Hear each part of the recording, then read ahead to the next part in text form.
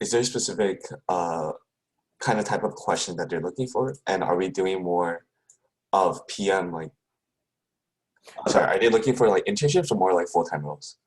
I think most are doing that for full-time roles, but I don't think the interviews actually differ that much. Yeah. Um, Also, yeah, yeah. Oh, go ahead. I was gonna ask like, is there anyone that any kind of questions that they're also in particular want to know more about? I think it's okay. We can just stick to our original plan. It's completely voluntary, and also I think I'm gonna practice a product design interview, and then you're gonna do execution one, right? So Yeah. you're covering like a wide range as well. Okay. Cool. Works with me. I guess we can wait for like one other minute to see if someone else is joining. Cool. Cool. Oh, good. How's your week been though? I know it's It's halfway through. been yeah, it's been all right. Like we originally planned to launch our product within this week, but there's some like change of plan, so probably earlier next week. And also San Francisco's getting really hot nowadays. How about you? Oh, How's it? really? Yeah. LA's not too bad right now. It's kind of cloudy today, but I'm not too sure if it's another wildfire because it looks kind of like it's like grayish, so I'm assuming it Foggy? might be smoke. Foggy Yeah, again? it's not. I feel it's not foggy, but it's probably more. I feel like there's another wildfire. It's kind of Mm, hot here, but yeah, it's like at this point, wildfires are just, no one really bats an eye at this point, especially in California. okay, I see. Sure. I guess we can get started whenever you're ready. We can start from you doing the metric question. Cool. Okay, that works with me. Let me. Okay, I'm gonna try setting up a a blank sheet so I can like show you my notes while I type. If that's cool with you. Sure, sounds good. All right, cool. Let me set that up real fast. Um, sorry.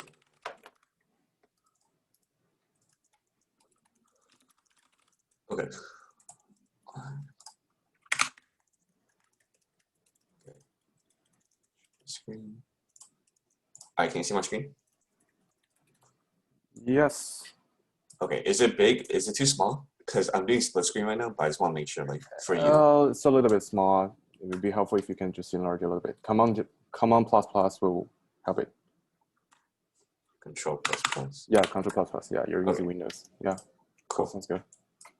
All right. Works for me. Okay. Yeah, I can start. Sure. All right.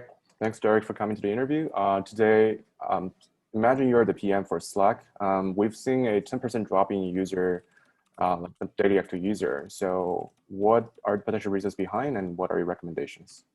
Okay. Got it. So just want to double check. You said we're working for Slack, and there is a 10% drop in daily active users, right? Mm-hmm. And you're asking what we should do about this, right?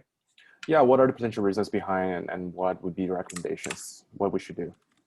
Okay, cool. So do you mind if I just ask some kind of clarifying questions first? Sure, go ahead. Okay. So one thing I wanted to ask was, when did we see this drop? What was the kind of time period? Was this more like a gradual drop, or was this like a sudden drop? It's a sudden drop. I see. And do we know what the time period was? Was it over a course of a week, over a course of a day? Yeah, it's just over the course of a few days, within a week. Yeah.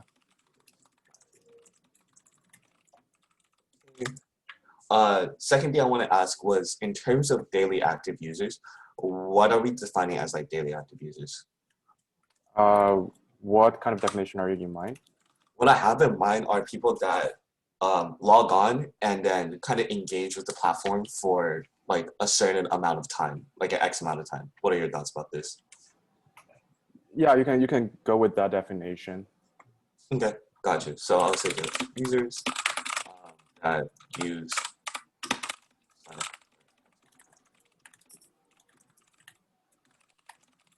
Okay.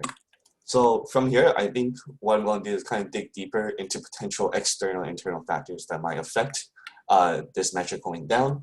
And then from there, I'll kind of pop up with hypotheses for potential causes.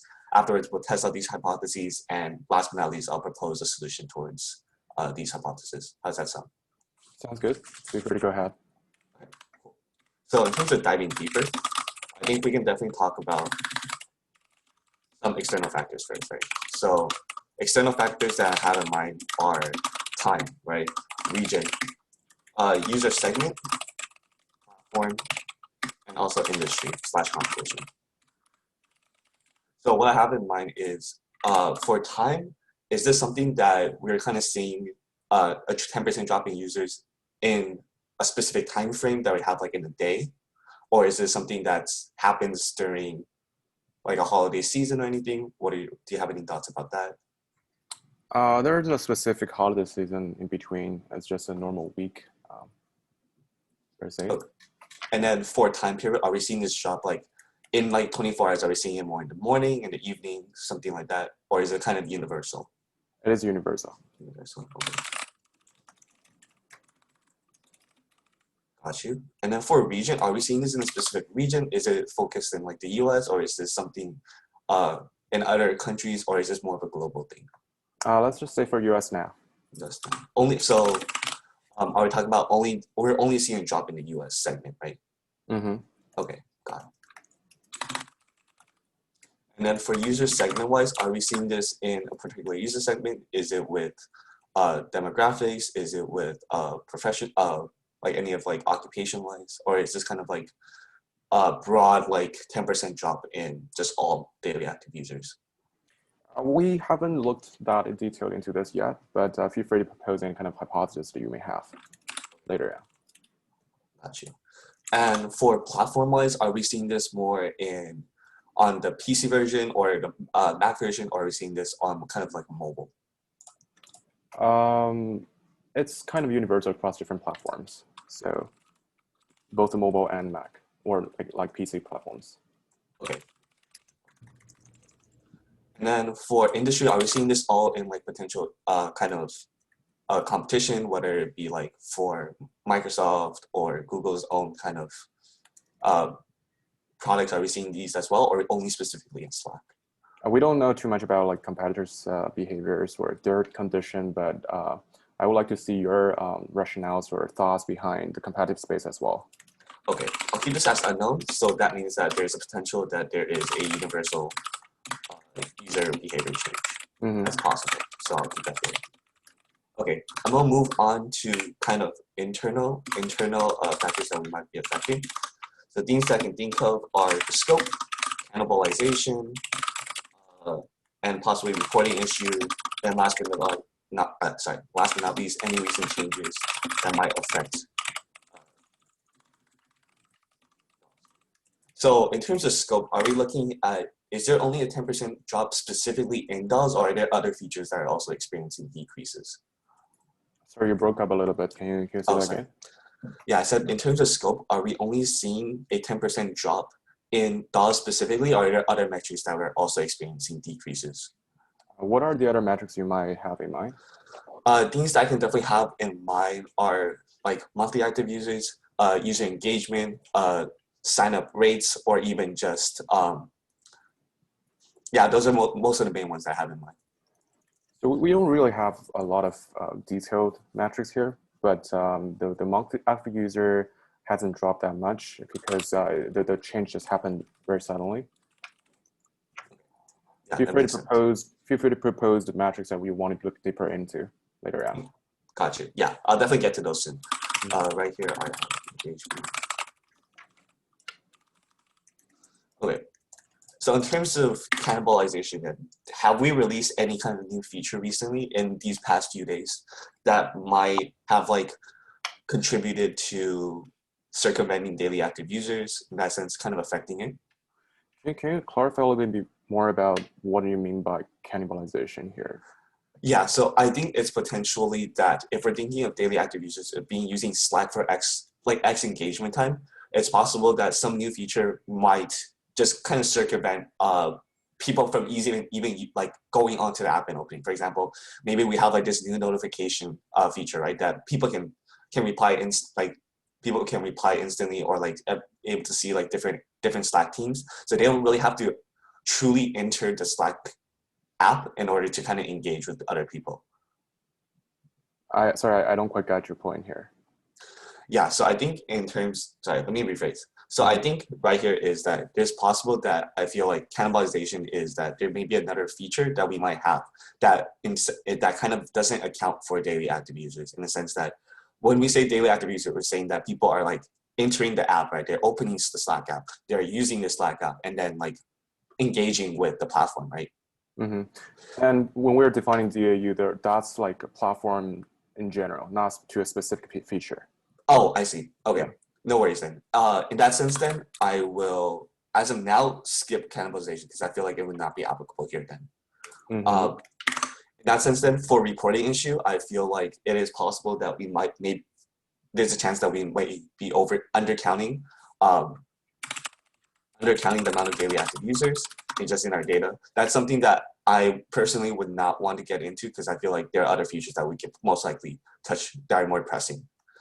And then last but not least, I have our recent changes that might have affected it. So I was just kind of want to ask, like, did we release a new feature recently? Was there some new update that we had released onto like the App Store? We do have some recent changes. The first thing we did is that we changed the icon color from the current one to white color. Was there anything else? Yes, and we also implemented additional logging methods on top of the original email logging. So that means we have, let's say, Apple logging and also Google logging. I see. And they can use any of these logins to get in, right? Besides just the email? Yeah, they're interchangeable. Okay. Did we also add any, in terms of this, did we add any kind of two-step factor authentication as well? Could you elaborate on what that means? Kind of like, for example, if you enter your email, right, to log in, then they'll probably be like, oh, we don't recognize this computer or something. Like, we're going to have to send you like additional text or additional email or something like that. Yeah, that's a recent change we actually introduced. So I think it's a good point that you bring it out. Okay, thank you. I'll make sure that I got in line. Was there any other updates or features that we also implemented as well, besides changing the color, implementing new additional login methods, and also two-step authentication? Yeah, we also released a new feature that would allow users to organize channels into different sections. So they will be able to sort of fold or unfold a section of channels and organize by themselves. Okay, so just to clarify, you're saying that these new sections is like you can have different sections, and in these sections you have different channels, right? Kind of like groups. Yeah, channel groups. Got you. Okay. And those are the results we have. Okay, got it. Here I'm going to kind of talk about kind of the hypothesis for possible causes. Do you mind if I just give me a couple of seconds, kind of like filter out just the different factors that may contribute to this cause? Sure, that sounds good. Take your time. Thank you.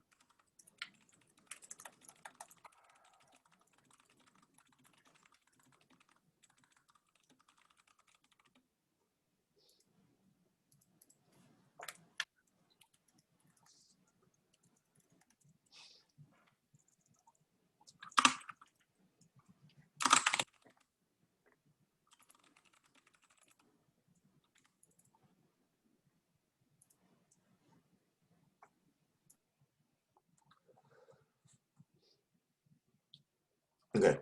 Do you mind if I ask just a couple questions in terms of kind of the things that we pointed out? So I think one of the questions I had was we did focus specifically on the US segment, right? And we're seeing specifically in the US that there is a drop in the 10% of daily active users, right? In this sense then, for the recent changes that we implemented onto Slack, are these only in the US based region changes, or is this kind of global in terms of these changes? Let's just say those are all US-based changes. All US-based changes, okay. And then also, previously when I said that it's US specific, that means we are only looking at US. Let's not assume that it's not changing in other regions as well. I see. So we're just focusing on the US. Yeah. My apologies. Mm-hmm. And was there a specific reason why we changed the icon color to white? It's just like from an internal discussion, the designers might think that white might draw more attention. Draw more attention to the app or to something in particular? To the app, to opening the app.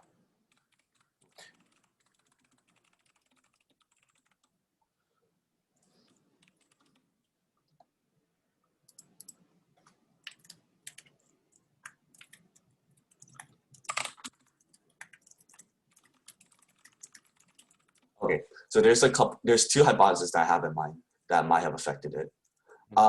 One is that in terms of the recent changes that might affect the daily active users is the organization of creating these new groups might have confused users of what exactly these sections are, and potentially if they don't know how to use these sections, they may be confused as to like why certain Slack channels are in these different groups. The point may have been to organize these sections to make it more clear for users, but sometimes I feel like it may be possible that users might have taken it a different way and may have used it incorrectly, and therefore just created more confusion, therefore just less engagement on the platform. Mm-hmm. Sorry, let me put that down.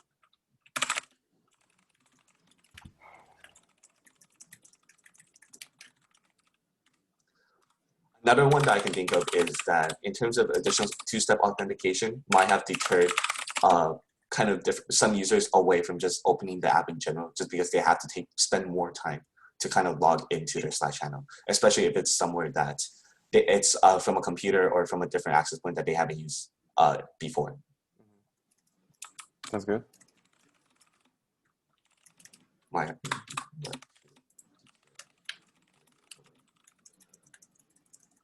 think I had an additional one that came up to mind, but in terms of scope, because we know that this is a setting change, I think it's also possible that with our recent changes, both for like drawing attention to the app and to just like these new features that we have in terms of logging and organizing sections, we technically should be getting more daily active users rather than less. So it is possible that in terms of scope, there may be other factors that are contributing to this daily active user as well. So things that I think this may be tied into, like this metric may also be tied into engagement and also signups as well. This is because I think that if we have daily active users, right, most of the time they'll be engaging with something, or there'll be new members trying to sign up to different Slack channels, different Slack workplaces. And I think because of these, it's possible that engagement and signups might also be affected. So I do want to clarify to check if these are potential metrics that might kind of prove my hypothesis. Yeah, we are seeing a reasonable amount of drop in engagement signups as well. So just want to clarify again, sum it down. So my three hypotheses is that one, the organization of sections might confuse users, and they're led to just less engagement in general on the platform every day. Second is that the two-step authentication, has possibly led to deter users away from like logging in from different sources. And then third is that it's possible that this is actually tied to a bigger problem of just probably the structure of Slack or the structure of these new features being implemented to just the original features that we have, and therefore it might have. That's why there might be That's why there's also effect in both engagement and signups as well. I'm not too clear about the third point though. You mean it's tied to a bigger problem and larger scope, and you also mentioned the structure of Slack. What does that mean? Oh, sorry. So I think because we implemented these new features, it is possible that these new features kind of tie into a bigger problem that possibly is we may have too many features on the app. There may be a bit too confusing for the users themselves. So that's why we're also seeing a drop in engagement and signups as well. Okay, sounds good. Okay, so in terms of testing these three different hypotheses, I think one thing that we can do is for the scope itself, right? We kind of can see is what are the different access points they are kind of entering in terms of signups, right? So we know that there's a drop in signups. So we can probably look at different access points that they're going from. Are they logging in directly from the login page of Slack? Are they logging in because someone invited them from the workplace? Or are they logging in from just the website themselves? So there's different access points we can see. And from there, we can determine like maybe there's a drop in a certain amount of signups from a specific access point, and we can probably determine that may be a root cause of the reason why we're seeing a drop in daily active users. Possibly there's an error, or possibly they just can't log in from there, stuff like that. You're talking about like a sign up as a potential user point of the user flow that has gone wrong. Right? Exactly. Which is independent from other hypotheses or the points you've talked about. Yeah, I think I was trying to tie it back to the scope itself, saying that it's possible that because of engagement and sign-up metrics have dropped as well, that it might be contributing to just the 10% drop in daily active users. Okay. Um, So, sorry, are you saying that the third point about engagement and signups are independent from the first two hypotheses? yes, yes. Okay. Yeah, sorry, just to make that clear. Does that make more sense? Just them being independent? Do you think the first two hypotheses do not have any effect on engagement or signups neither? They do have, I think they do have, sorry, I think they are related, but I think for my third point, I think it might be unclear just because I have like engagement signups there. But I think my point for the third point is that there is an independent or a separate factor that is leading to a decrease in daily active users, not including just two-step authentication or just the recent changes in the sections. I think it may be possible just because of other additional pain points that we didn't see that has led to this drop of daily active users as well. Okay, and the sign up steps is one thing that you're trying to build a hypothesis around, right? Yes, exactly. Okay, sounds good. Thank you. And then so drops and signups is probably one that we can look at for different access points. The second one is probably just kind of seeing is the rate of engagement, kind of just checking to see how much users are engaging with Slack before and after these couple days, right? So we can definitely see kind of engagement rates a month prior, and then kind of compare them to the engagement rates now to see if there was a shift in engagement and what are the different areas that they might have been looking at. We can look at what areas they click, right? So we can kind of see like, are they just not accessing channels themselves? Are they just not responding to people's messages? Or is there any particular feature on the app that they're just not clicking as much as they did before? Different features not accessing. Okay. And then moving on to the second hypothesis, right? We're looking at the organization may have been confusion for this new tool of sections, right? So we can see is how much do users engage with sections, right? We can see engagement rate of users with sections, right? We can see like how many sections are people making? Are people accessing this section feature? Is this something that's clear to users to use?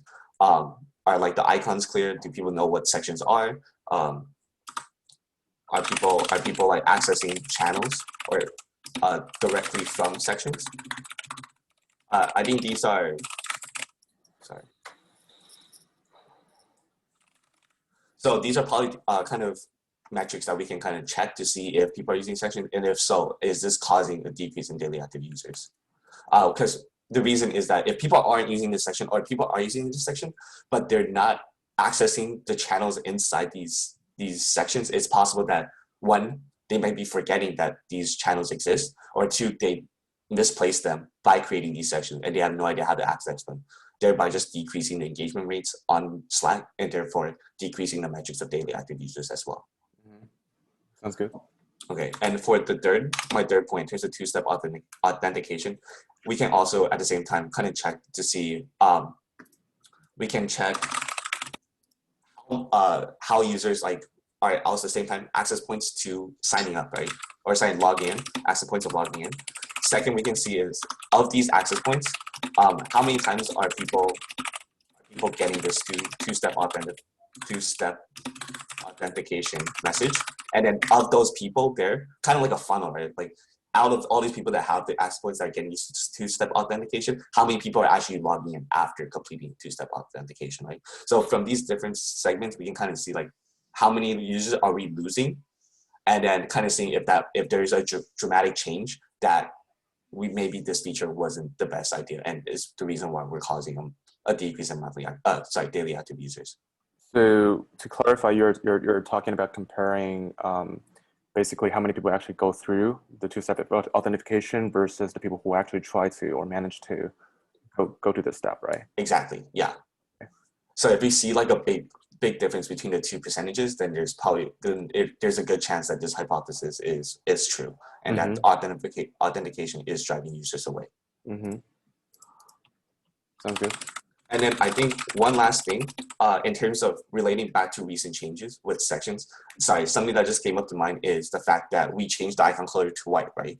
One thing we can just see is simply just how many users click on the app prior to them changing from white and then to ones of the original color, right? So if we're seeing more people clicking on just the original one, and there's less people now that they're clicking the white color, maybe it's we're losing brand recognition. Maybe people are confused as to why we changed it to white. Maybe it's not noticeable, and that may be something that we will also have to consider as well. So you're talking about directly comparing how many people are actually opening the app before and after the color change? Yes, that's also something that I think we should definitely check as well. Okay, don't you think there might be other reasons that cause the difference, not only the color change? Because like people opening the app is just really a broad representation of user activities. Right, yeah, absolutely. And I think like opening the app and then looking at like whether they're going to access the two-step authentication, right? Whether or not they're going to engage with like these different organization sections, right? They're all like things that like we also have to figure out. But I think just it is, though it may be minimal, I think it's still good that we look at kind of people that are clicking on the one of the white color and one of the original color. And if not, we can definitely, if that is something that it is too minimal, we can definitely send out a survey and just kind of gauge people's mentality in terms of how they feel about just us changing the color into white rather than one that we have like the original color. Because I felt like personally, I think the original color is kind of like our brand name and it's kind of a brand recognition for us, and changing to white may lead to some kind of confusion, if not minimal. Mm-hmm. Sounds good. Okay. So these are the potential like testings that we can do, and I think for the solution then, I'll just go through if each of these are actually the solutions, or if each of these hypotheses are proven true. I'll just kind of talk about what are potential steps that we can take to minimize or decrease this metric drop. Due to time constraint, do you want to sort of prioritize some of them and just tackle them specifically? Okay, yeah, that works with me. I agree as well. Okay, so I think one thing that we can do in terms of prioritization is one, look at the impact of all these three hypotheses may have on the overall user engagement. Second, we can also look at let me put this down. So we're looking at impact. And also at the same time, we're probably looking at impact and importance. I guess that's definitely one thing we will talk about. So impact, what I mean by impact is like how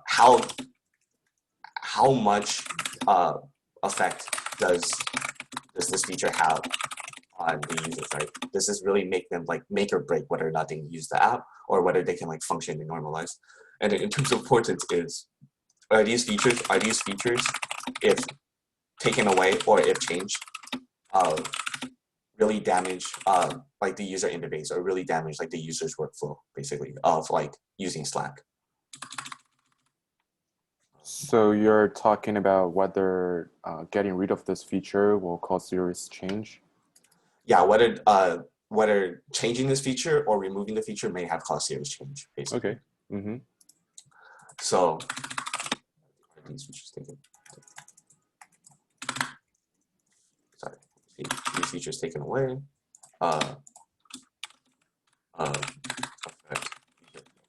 Okay, so what we can see is in terms of kind of just seeing the drops in signups, right? Looking at the different access points, I think that itself has a pretty much a high impact, right? Because if they can't access, or if there is a specific access point that we're not getting, that we can get into, for example, like let's say that they can log into on their phones, but they can't log in specifically to like the Slack login page on the website, right? Then it's possible that that impact might be it's going to be medium.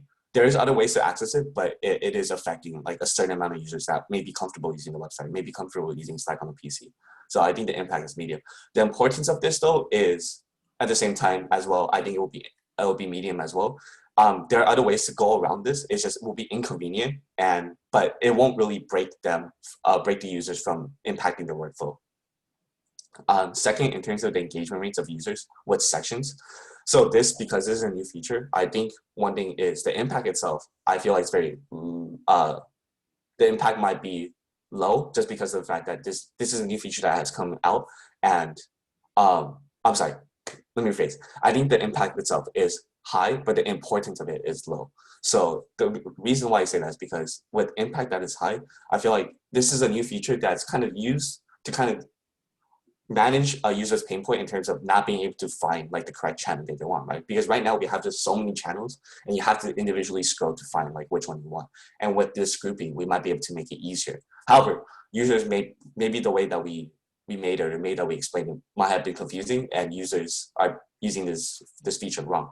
So the impact is high because if the users are using it wrong and they can't find the certain channel that they want to get to, then that's definitely the reason why the daily active user is dropping, and we need to find ways to fix this. So that's why I would say the impact is high. And the importance is low because if we remove this feature, essentially people are just back to having their pain points of being able to having to find the channels manually, but it may cause less confusion if users were originally using this feature in the wrong way to begin with. And last but not least is checking access points in terms of two-step authentication. So I think the impact here is pretty high, especially for the fact that users cannot get into the app itself, like from any of the platforms. If you can't get onto the app because of two-step authentication, then this may be a serious thing that is really driving down daily active users. And at the same time, the importance is also high because this will break the user flow, right? If they can't get in, then how are they going to access the app and communicate with their teammates or even do their work?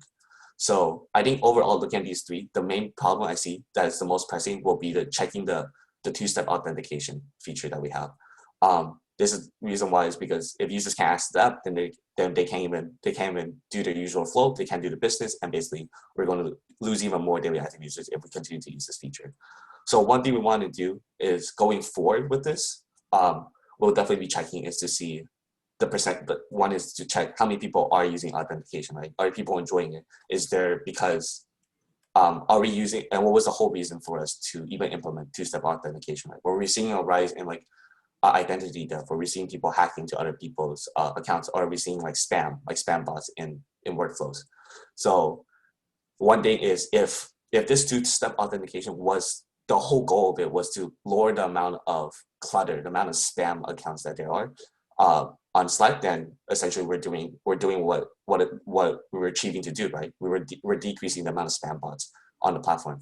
But if this is something that was not meant for spam, this wasn't something that we were planning to do, then we might have to rethink our thoughts about two-step authentication. We might have to remove it or maybe make changes to it to make it more accessible to people that may not have the different resources to do two-step authentication.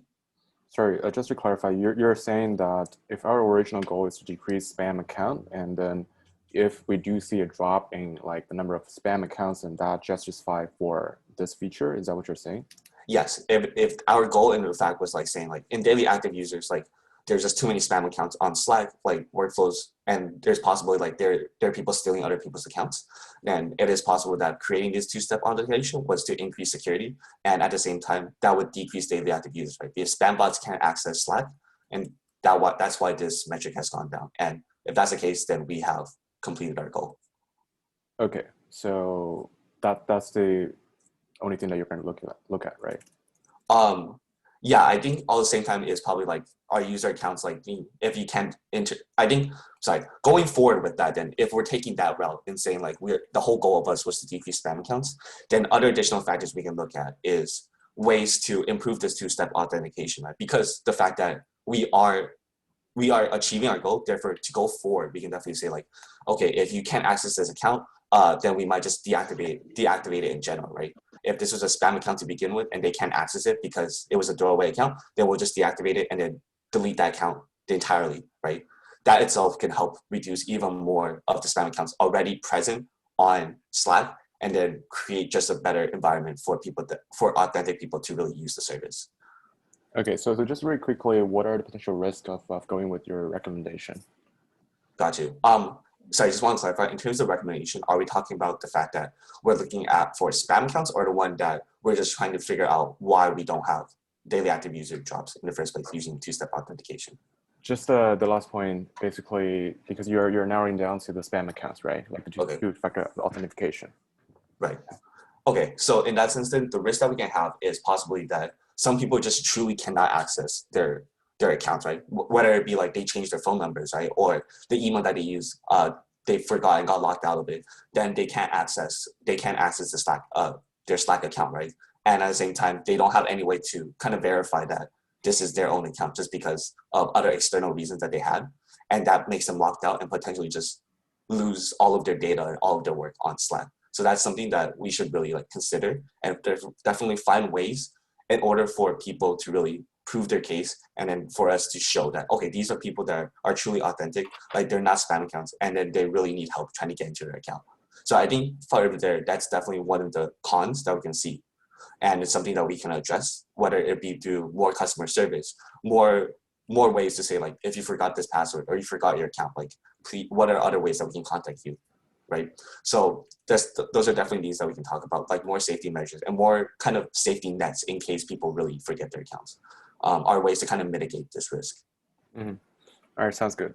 I think we can wrap up the case here. It's 33 minutes from the start. Yeah. Yeah. Do you want to so, oh yeah, no, I was just tying up. It's just like, yeah. So I think definitely just looking at two-step authentication, looking to see if this was something that we wanted to see in terms of mitigating spam bots, and would this be our goal in terms of the reason why we're losing 10% of daily active users in this short amount of time. Mm-hmm. Okay. Sounds Thank good. you. No problem. So I'm thinking that we could do it in this way. So you can do a self-diagnosis first, and then I can share my feedback, and then I can also open the floor to all the audience here to see whether they have any suggestions or thoughts to share. Sounds good to you? Yeah, absolutely. I think that works. Yeah. I think one thing, okay, not totally related to the content itself, but like when typing out, sometimes I like make mistakes, right? And then like I like try to go back and try to fix it to make it more clear to like you, the interviewer. Do you think that's something that I should keep, or is it something that if I make a mistake, just forget it, just keep moving on? You're talking about typos? Yeah, like typos. Yeah, I personally think it's fine. Like nobody's paying attention to the small curly line under the words, so you don't really have to go back and change it. Okay, gotcha. And also, I mean, like with Notion, you can actually disable spelling check, so it should be fine. Okay, gotcha. Yeah, I just want to make sure, like, if the interview is just going to, like... No, I don't think the interview will be so perfectionism to that extent. Yeah. Okay, got it. That's really... But in terms of content-wise, I think one thing was... the things that I did well was that the fact that I feel like I did a good analysis in terms of looking at different external factors and internal factors that might have been the reason why we're seeing a drop in this specific metric, in this case, daily active users, right? And kind of going in a bit deep in terms of asking a lot of clarifying questions to you to make sure that I have an idea. Because if I didn't ask you, especially at this last part, in terms of any recent changes that might have affected the active users, I would have never known that we changed the icon color to white, right? We implemented new login methods, or the fact that we initiated these different features, right? If I didn't ask these clarifying questions by going in depth. I think one thing though, or the most important, is the things that I've done, I didn't think I did well was, I think especially with this third hypothesis in terms of the scope, I feel like I didn't really do a good job kind of elaborating the first time, like why engagement and signups, the reason why I wrote engagement and signups here was different from the fact of the recent changes you made and the two-step authentication. I feel like I made it very unclear, and there was like this potential like tie-in that I didn't specify. And so I think by elaborating a bit more, I could have like kind of spared you with all the confusion that we had to like kind of go over. Then I think in terms of testing ones, I feel like thank you for letting me know about prioritization, because for me, I think that from testing directly to solutions, I would have like listed potential solutions for all of the testing, right, rather than prioritizing. But with prioritizing, I feel like impact and importance were both like features, like were both considerations I want to think of. I think I wanted to do one more, but I just couldn't figure out what I wanted to say, like in terms of like deciding on prioritization, and then going forward with like the solutions, like what metrics to check, like what should we like check after we know like it's a solution. For example, two-step authentication, right? I talked about spam bots, right? And then I tried to throw in another idea, like maybe it's something like user just can't access, right? Like what is the reason why we can't do that? I feel like my reasons were there, but I feel like I could go more in depth as to what are other ways that we can mitigate risk because of this feature, right? Mm-hmm. And overall help like improve the metric if that is the goal. Mm-hmm. But yeah, those are my takeaways. Sure. Okay, so from my perspective, I think the general structure looks fine, and you do have a lot of meats under the skeleton. I like the fact that you're clarifying a lot, but I think a relatively high level feedback is the general width and depth, like the balance between the two is not as ideal, I would say. Like sometimes you're expanding too much. For example, in the very beginning, you were quickly listing out like 5 different areas. And then later on, like you also listed out like 4 or 5 different kind of segments. And that sort of expand the whole structure a little bit too wide. And then the consequence is that you don't really dig deeper into some of the factors. For example, you went through the external factors very fast, and then you didn't come back neither. So for example, competitor, I thought that I was saying that this is a space I expect you to look deeper into, and you put an unknown there, but I never came back.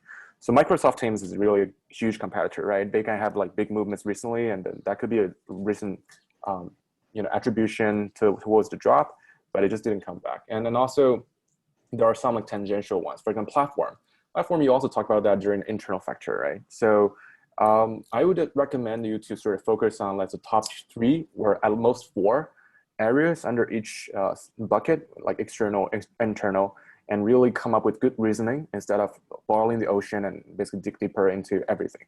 Or sometimes you can just say that I can think about those factors, but I would like to focus on the top 3 and to demonstrate that you want to give a focus, like the 80-20 rules, which is really something that really matters. Moving on, let me see. Daily active user, during the process, you actually realize that when bringing up a point about cannibalization, you were saying that, okay, we are assuming this daily active user is actually referring to a specific feature. So that could be clarified in the very, very beginning. Like you did clarify what is defined as daily active user, but you didn't clarify whether this is referring to the whole product or only a specific feature.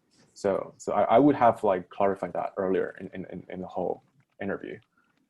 One trivial thing, I think your keyboard is too loud. So you should consider like switching to, is that a mechanical keyboard or? It is, yeah. I can definitely switch it out. Yeah, and you're also typing really strongly. So like it was kind of distracting most of the time. It's 17:13. Yeah, and sometimes I start with internal first and then external second. This is just my personal preference because I feel like most of the time there are potential reasons that interviews has prepared for you, for example, recent product change or something. And it's just like a likelihood of attributing that to the internal reasons being relatively higher from my personal point of view. So if you start with internal and then external, like the external part demonstrate that you're thinking about things holistically, but then you can always have a good time control in terms of allocating more depth into the internal factor first. So that's one thing. And as you said, the engagement signups, that part is a kind of confusing because engagement signups are like signups in a more the product terminology is going to be acquisition and activation, right? So those 2 metrics are pretty universal. And I see that you were trying to see whether there are other factors affecting the general metrics, and then you were trying to dig deeper, for example, the sign up access point. But in general, I think when you already have quite some meaty points or solid points to talk about, you don't really have to like still drill down into other factors, because we took 33 minutes in total, and we actually didn't cover some of the usual part. For example, the final part of the solution recommendations are actually only focusing on one because we are running too short of time. So I would recommend you not expanding too much, although, I mean, we can talk all day long to examine all the reasons or potential factors. So basically summarizing on this point, making more specific in terms of what metrics you're looking at, not engagement or sign up, those kind of generic metrics, and also try not to expand too much into other factors when you already have some solid points to talk about. Because essentially what the interviewer is trying to see is your reasoning process and your like general understanding, but not necessarily that you can consider every detail of the potential reasons. And the other thing is control experiments. So I mean, I was actually surprised because you were in MailChimp for some time and you were running a lot of experiments, but you didn't really recommend doing any kind of experiments in terms of validate whether a feature is actually significant enough. For example, the color of the icon thing, right? And you were only comparing how many people are opening, but assume all the changes were implemented, simultaneously. How do you know that the change or the drop in DAU comes from the color change? You have to do control experiment or through other channels. And also, for example, towards the end, when it comes to two-factor authentication or the section thing, you always want to sort of get rid of all the other potential influencing factors. So potential recommendation is to sort of rule out those features progressively, and also run controlled experiments to see whether a specific rule out did bring to some kind of user change. Because in this question specifically, I have to admit that I'm doing a lot of, I'm giving you a lot of evidence like on the go, not like kind of improvisingly. So that brings in a lot of potential factors that can be intertwined. So I would recommend you really recommend towards narrowing down to the actual reasons instead of bringing up relatively generic recommendations, because only comparing the metrics without controlling is not really, reliable. Okay, so you're saying is like, especially for like when you're doing testing, right, is to do like A/B testing, to do like control experiments, to kind of see for sure if this feature is the main cause point for this drop in metrics. Yeah, you want more quantitative proof. You also want more rigid, rigorous experiments that can really demonstrate the attribution instead of just looking at metrics and then back up with your reasoning, because that's relatively easy to happen, right? Gotcha. Yeah, I think that was one thing that I was not aware of in terms of like when reading, studying up like the framework with this. I guess I was basing off too loosely on one example, and so when people were talking about at that time, they were talking about testing, right? They only talked about like what metrics that they would look at even more, but no one really talked about experiments. I think that's why I never really considered. But Yeah, thanks for pointing that out. the experiment is typically in the recommendation stage, I guess. Also, in this question was given to me, and I sort of made some changes while giving it to you. But when it first given to me, one of the changes they made was actually a A/B test. So they actually implemented some A/B tests on a specific new feature, which is on notification. And then the mock partner was telling me that what kind of results we got after this experiment, and that gives you more leverage to sort of infer what are the potential reasons behind. So I would say either trying to clarify whether we have done any A/B testing and get the data, or maybe in the recommendation you're proposing some kind of A/B testing, or at least kind of phased experiment to filter out some of the unrelated potential reasons. And also, I was trying to suggest that I forgot the exact example, but I feel like you were kind of blending the recommendation together with the reasoning part or the inference part. Like you were talking about potential reasons, and then you were also giving some suggestions already. So I would sort of postpone that to the actual recommendation stage, because you want to validate the hypothesis first, or at least get some more inputs from the interviewer before actually making a judgment or recommendations. It's kind of similar to product design questions. You don't really jump to the solution in the very beginning, right? Right. I think I know what you're talking about. I think it's when we were talking about industry, and I said it possibly universal user behavior change. So I feel like I definitely like jumped the gun there, and I caught myself. That's why I didn't talk about it afterwards. But yeah, I remember it was like at a later stage as well when you were talking about a specific thing, but I kind of forgot. It doesn't really matter. Yeah, and in terms of prioritization, my original goal was to sort of speed up a little bit and get you towards the solution part, but you were doing a kind of matrix analysis, like a product design question.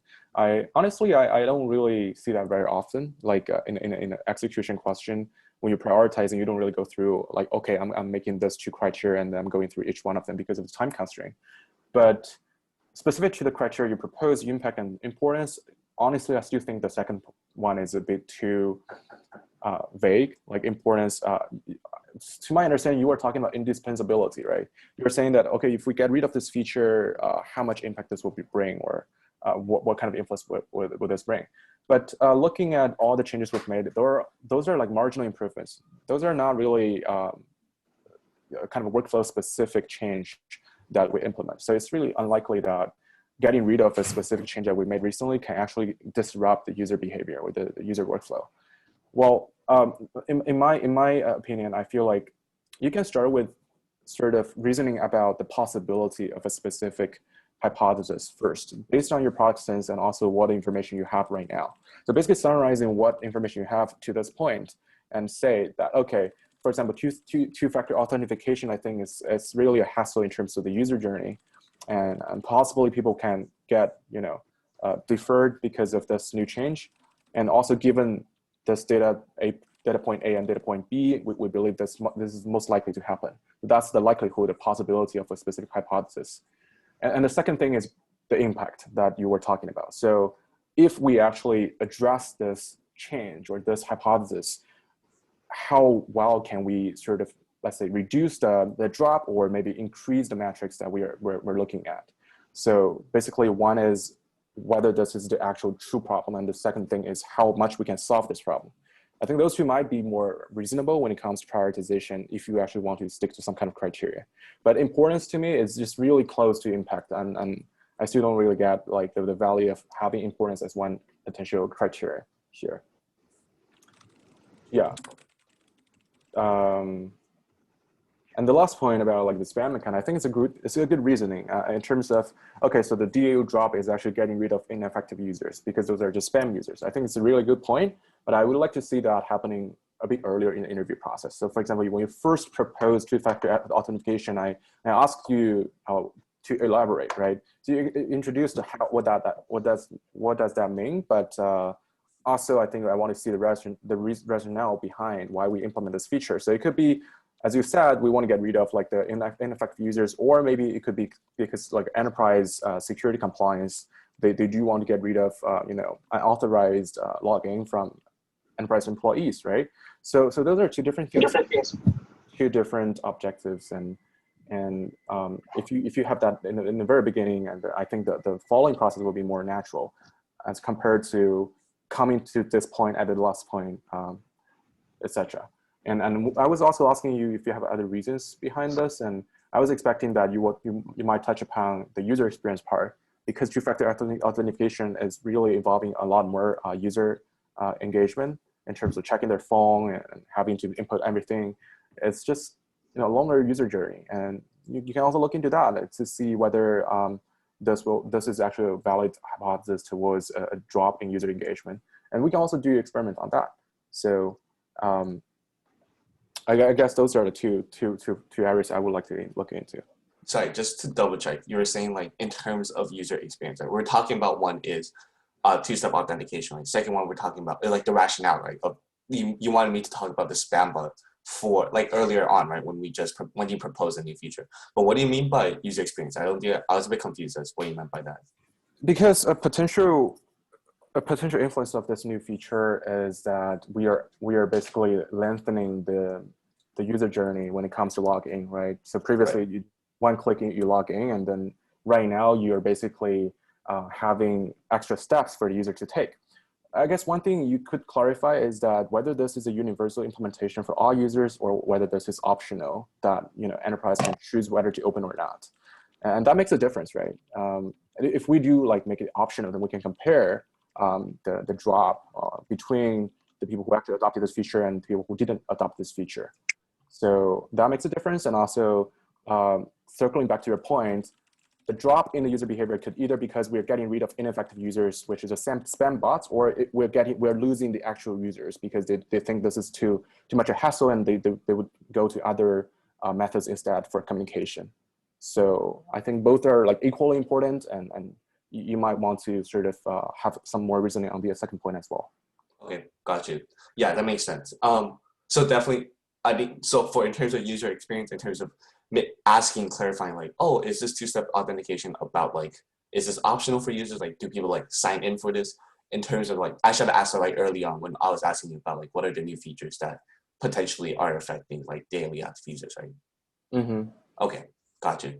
Yeah, and also like by clarifying the reasons behind implementing a new feature is also quite helpful, as I mentioned. Yeah. Okay. Yeah. Thank you. I think. Was there any other points did you have? I guess the last point is about like the risks or the trade-offs. Like basically, you were talking about.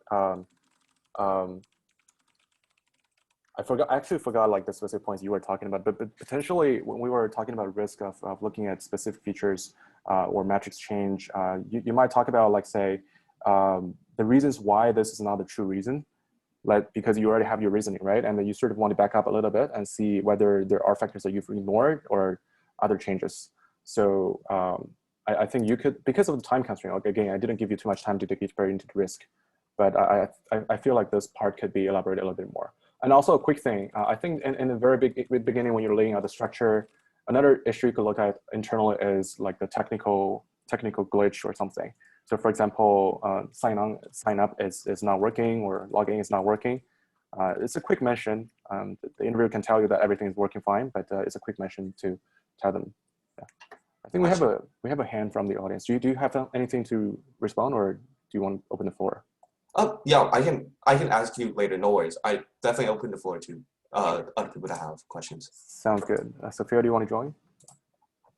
Yeah, thank you. And thank you guys for like sharing your mock interview session. And actually the first time I see this kind of question, so bear with me if my question is stupid.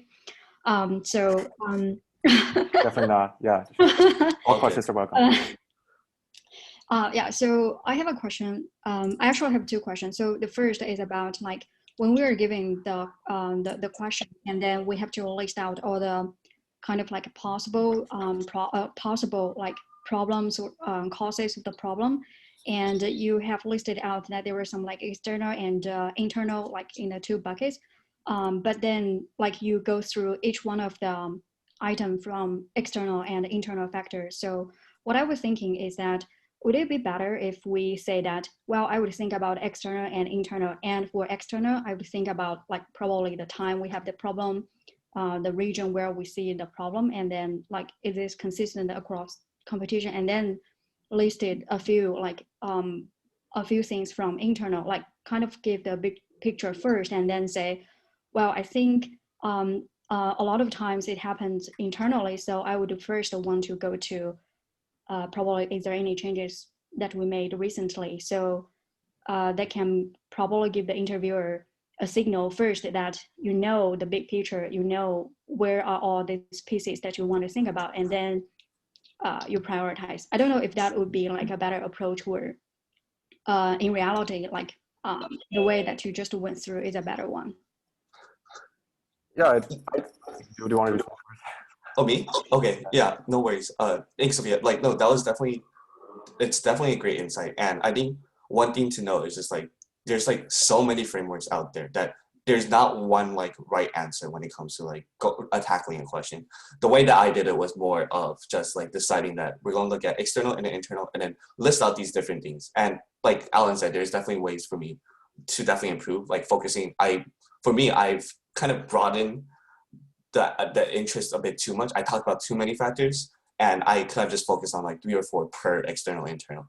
And addressing your questions, Sophia, I think that's definitely a good way to just seeing the broader picture first and then scoping it down. So you talked about external, and then you talk about, okay, because of like these external factors, let's talk about more internal. That's definitely a good way to also talk about as well. And I think it'll definitely help like interviewers kind of understand like, okay, like this person knows like what are like the broad aspect of the industry, what is the broad aspect of the app, and then digging more deeper into it. It's a good method, and I think you should definitely go through with that. Alan, what are your thoughts?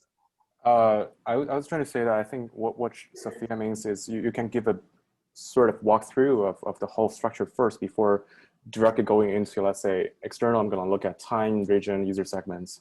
So because you were like, okay, I'm going to go into external first and then directly go into the specific points. And then you sort of went to, okay, I'm going to go to internal first and second. So basically, I guess like she was trying to say that you can give a high level overview first of your structure, the factors you're looking into, and then before expanding them into actual reasoning points. Oh, gotcha. Okay. Sorry about that. Sorry, I was not very, I was probably not very clear about that. And the second question is that when I'm thinking about the daily active user, I'm thinking about there's 2 streams of users. So one part would probably be the new users acquired, and then the next would be like our retaining users. So I think probably one bucket that I might want to check is that is there anything, is there any changes with our like new user acquisition channel or like activities, because that might also like affect our like total daily active users. I don't know if it's because it's a PM interview, so it's more to, so you already know that probably the problem is already in like the product or like the existing user. So or because you already know that Slack didn't spend too much on the marketing. So you didn't mention that part. Yeah, I think it's definitely helpful to sort of distinguish the data user or the user group from newly acquired user and retained user. Even for PM, those are very important metrics to look at. And honestly, as I said, I didn't really have a well-structured background for this case. I was giving a lot of evidence like impromptu. So, I mean, looking back, if I can have like a better story as a backbone, it could be more rigid. Yeah. Yeah, I think adding on to that too, like as like the interviewee, I didn't really think about at that time differentiating between new users and retained users. I kind of was thinking about in terms of metrics. I just kind of grouped them together, and it's something that I definitely think I could have explained in the beginning, and then kind of take a different path from there. Sure. Sure. Yeah. Yeah, I think for Yeah, a lot of the specific points you brought out, it was also helpful. For example, for two-factor authentication, you could sort of look at that and see whether there's this caused a significant impact in terms of new user onboarding, or actually, for example, for retained users, because they already have a lot of user data or workflow embedded in Slack, so the extra step is not really making a big influence. So we might consider, let's say, not implement two-factor authentication for the new users because there could be a potential drop. So I think that's definitely helpful in terms of giving better recommendations as well. Got it. Yeah, thanks. Great. So that's all the question you have? Yeah. Great. I think those are very good questions. So for anyone else in the room, do you have any questions or comments?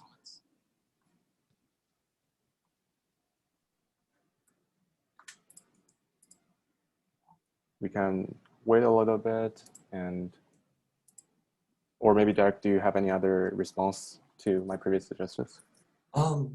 Yeah, I was going to ask real quickly, was just like I definitely feel like there's like a lot of room for improvement for like the way that I approach this question. I think one thing I just wanted to clarify was in terms of like external and internal factors, right? Like when you're talking about like pick 3 or 4, when you talk to the interviewer, should you talk beforehand like these are the reasons why I'm picking these 3 and 4 and why, instead of just or rather do you just list out the 3 and 4 and then just go forward with that? What do you mean by 3 and 4?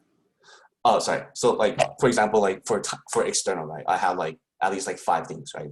Mm-hmm. And let's say that in order to shorten the time and to go more in depth per factor, I just shorten it to 3, right? I chose like time, region, and let's say industry, right? Like in general. So when I choose these 3, should I be explaining to the interviewer why I'm choosing to focus on these 3 features and why, or should I just directly just say like, okay, I'm going to be looking at these 3 figures and then just continue on to explaining, like digging deeper? Yeah, I think that's a good point. It actually reminds me of a feedback I wanted to give. I think in general, it's definitely helpful to share reasoning, and I would actually recommend not directly go straight into breaking down a structure. It sounded a little bit like a framework that you were adopting, and then you're directly cutting into the framework without thinking too much about the practicality of the framework. So I would recommend you to, as always, like take some time to think and organize the structure and sort of think about, okay, so in my original structure, the five factors, what are the most related ones in this question? Can I come up with a good reasoning for a specific factor? If I cannot, then I'm going to drop this point. And you don't even have to mention it, right? For example, time, you could have clarified that in the very beginning. Like, I think you did clarify, right? Or not. But you can clarify in the very beginning that, are we in a very special time? Are we considering COVID? Are we considering an economic recession? And then I can quickly tell you no, and then you're not really considering this factor. Also, like from a intuitive point of view, I think for those type of questions, it's really rare that people have the question has a really straightforward change factor. For example, okay, because it's COVID and it's causing 10% change and the game is over. It's just too straightforward. So typically, you don't really have the factor light into those kind of high level. You all, like the interview always sort of expect you to go a little bit deeper or at least you can demonstrate some kind of reasoning. So I would say competitor is a really, really important field to look at in this space. First of all, we do have Microsoft Teams as a strong player. You can talk a little bit about their synergy effect with the cloud service or the current existing productivity service that they have when it comes to actually having a Teams product or the IM product. And also a second reason that I brought up when I was doing this quiz question is related a few that could cause kind of cannibalization or a threat. For example, tools like Notion, you already have a lot of context-specific communication going out, right? This gives you the less need to go through an IM service to do a lot of communication.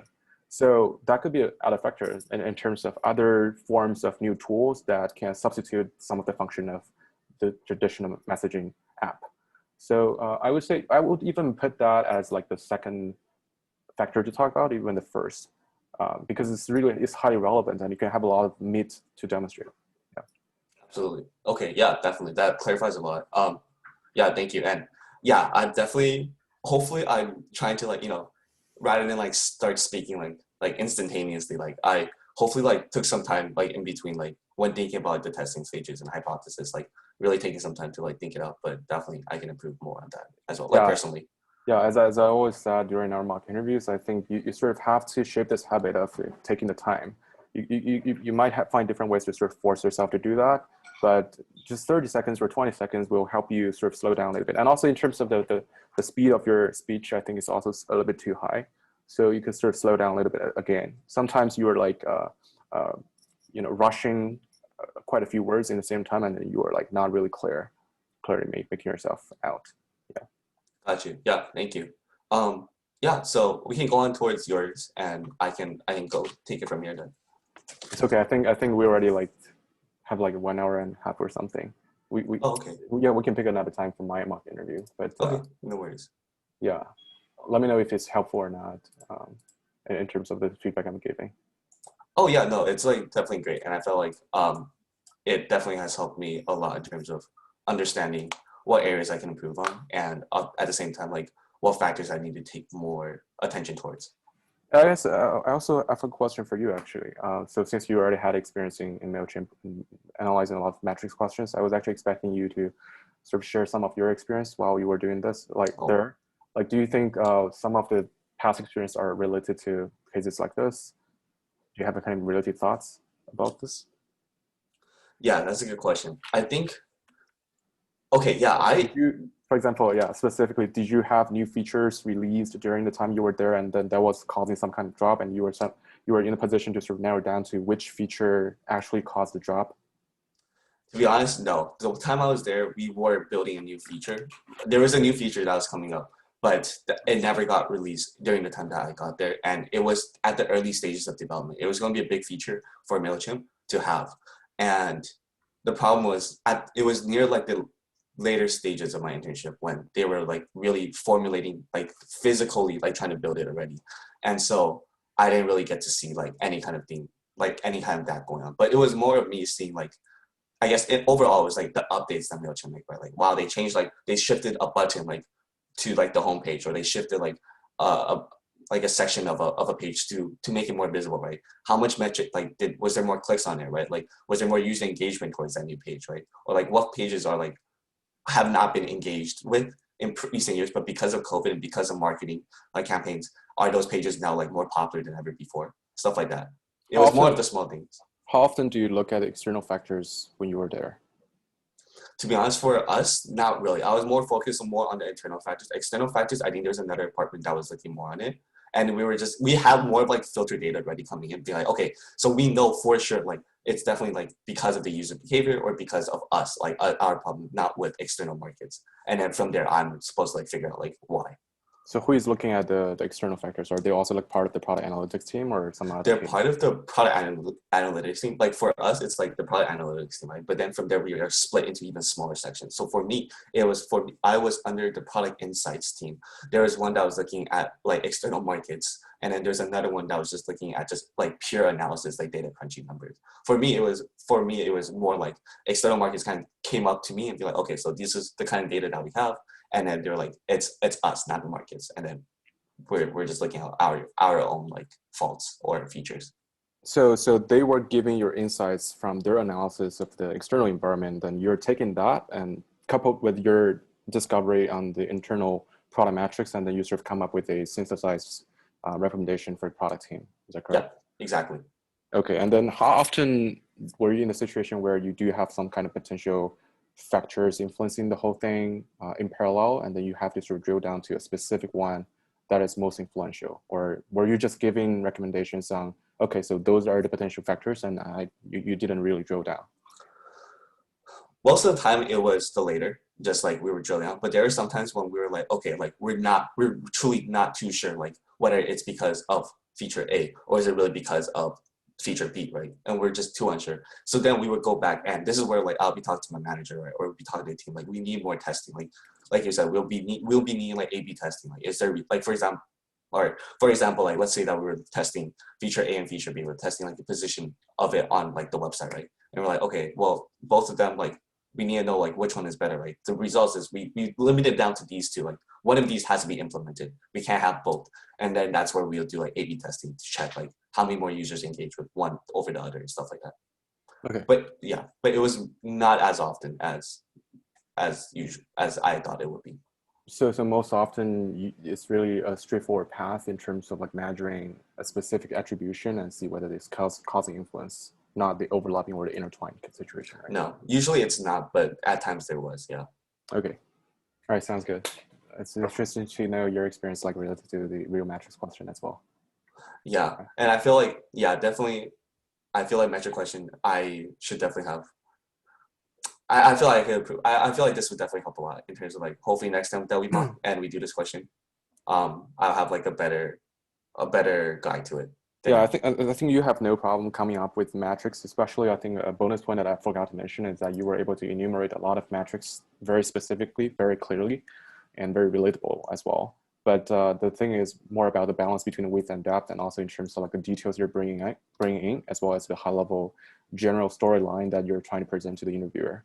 So I think that's where you can sort of improve a little bit more out. Yeah, absolutely. I'm going to try my best to practice that part. No problem. All right, I'm going to open the floor to the audience for the last time. Does anyone want to sort of jump in and then?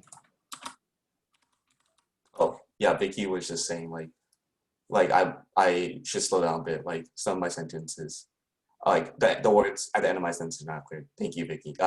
It's definitely, I think it's more of a tendency for me sometimes, like when I get nervous or like when I'm trying to like really get something like out of the way, I sometimes like really speed up my words, and it's something that I've been practicing to slow down a bit more. I think one other thing, I guess like for Alan too, like sometimes I feel like maybe I'm starting to like lose time. Like we don't have that much time, then I start to like really speed up like the words that I say. Do you think like at the same time though I should just like still slow down, and like even though there may be like 5 minutes left, like I'll still slow down, make sure like I get the main points down only, rather than like if just speeding up and just trying to do as much detail as possible. Yes. Yeah. Because if you slow down, at least your 70% of message can come through. But if you speak up, even though you have a genius idea, we may just get a 50%. Gotcha. Okay. I agree. I think the quality matters more than quantity in this case. You want to make your existing points stronger instead of bringing additional point that is not really adding too much value. Got it. Absolutely. Thank you so much, Vicky, and thank you, Alan, for clarifying as well. No problem. Last call. Any questions? Owen has a suggestion here.